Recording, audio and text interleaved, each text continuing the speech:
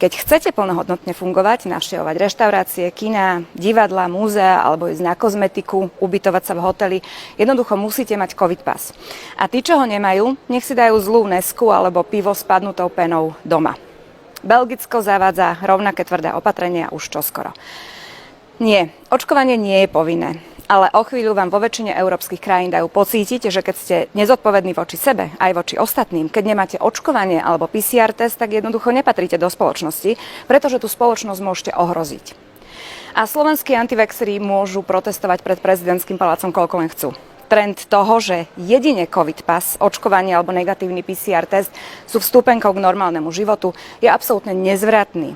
A to aj napriek tomu, že naša vláda je plná zbabelých populistov, ktorí sa teraz ešte boja zaviesť opatrenia ako v iných európskych krajinách, aby im náhodou neklesli preferencie.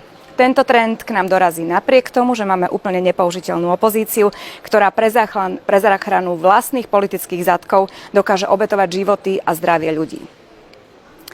O chvíľu by Fica s tým jeho plexisklom nemali pustiť bez očkovania ani na jeho vlastnú tlačovú konferenciu. Myslím, že toto by nám všetkým na Slovensku veľmi výrazne prospelo.